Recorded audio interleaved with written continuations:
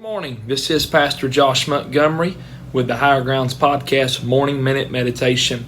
Psalm 127, verse 1, except the Lord build the house, they labor in vain that build it. Except the Lord keep the city, the watchman waketh, but in vain.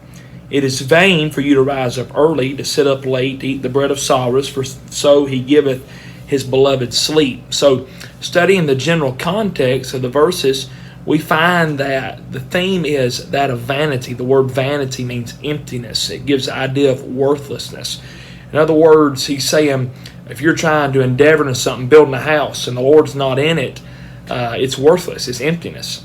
He said if the Lord's not keeping the city and the watchman is waking others when the enemy comes, it's in vain. It's empty. It's worthlessness.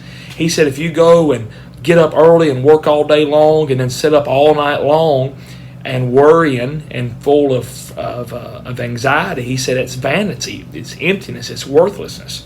But in verse 3, with the context being vanity, he goes to something that has value, that is not vanity. Verse 3 said, "Lo, children are an heritage of the Lord, and the fruit of the womb is his reward."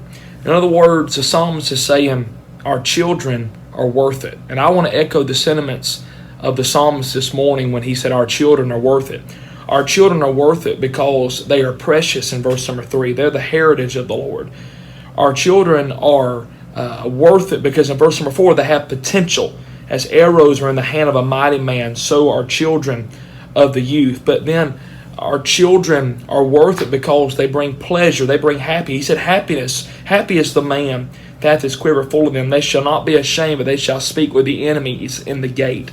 I want to encourage us all as parents this morning, and even if you don't have children, but in your local church, the next generation is worth it. Investing in them, praying for them, showing them a godly testimony that this is not just a good life, but this is the best life, living for the Lord. Our children are worth it. From the Higher Grounds Podcast, you have a great day. God bless you.